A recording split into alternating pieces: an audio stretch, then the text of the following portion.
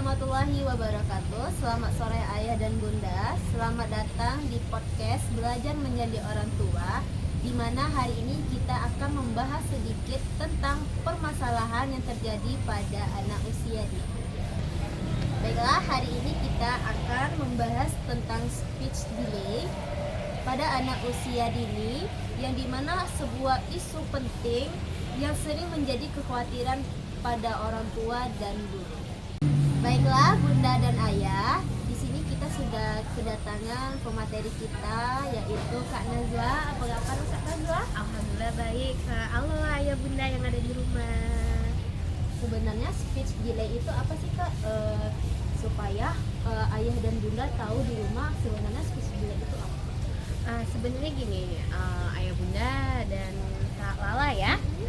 Speech delay itu artinya anak itu telat ngomong. Jadi dibanding anak-anak seusianya, kemampuan bicaranya masih tertinggal. Misalnya anak umur 2 tahun biasanya udah bisa ngomong ini kan, 2 kata kayak mau susu atau mau main bola. Mereka seperti itu kan. Tapi anak speech delay ini mungkin baru bisa 1 atau 2 kata, atau malah belum bisa ngomong, ayah bunda sekalian. Nah, tapi kalau telat ngomong ini nggak ditangani, bisa ada beberapa dampaknya ayah bunda di rumah gitu. Emang dampak dari anak yang speech delay itu apa sih Kak?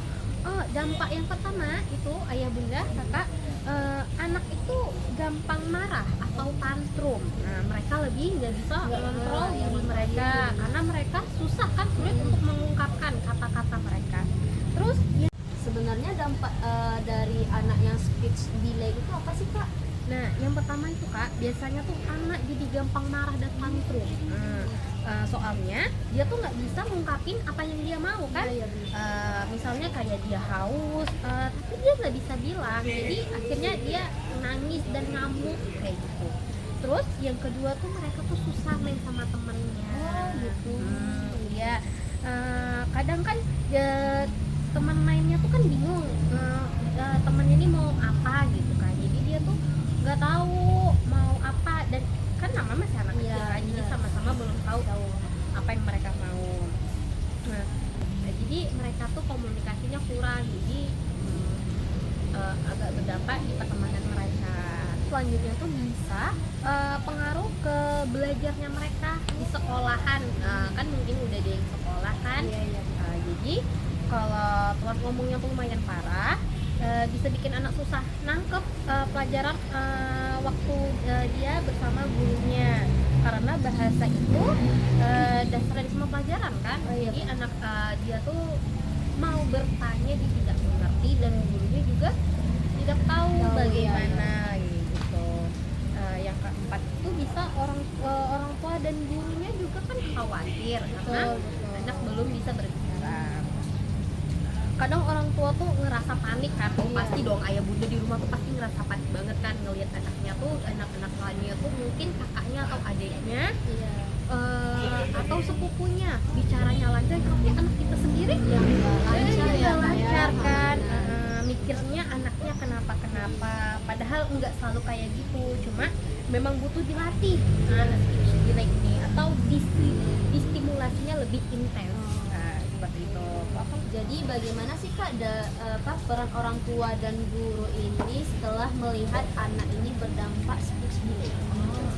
Jadi kayak gini, ayah bunda di rumah ya Kak, orang tua dan guru bisa memberikan stimulasi bicara yang rutin dan konsisten terhadap anak tersebut.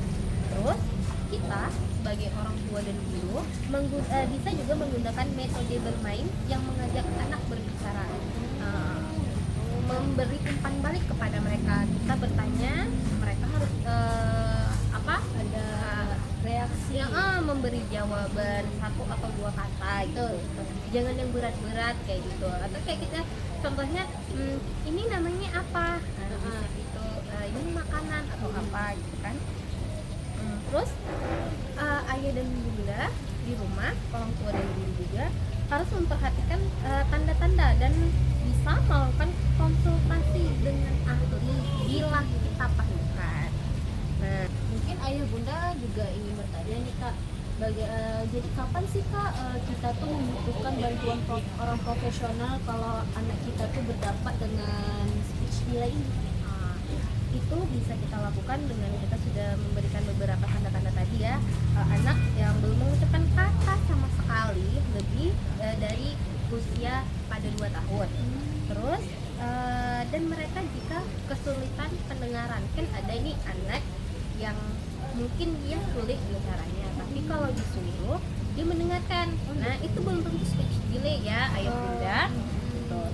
Terus jika perkembangan mereka sangat lambat dan mengganggu interaksi sosialnya, ayah bunda bisa datang ke dokter anak atau ke psikolog anak.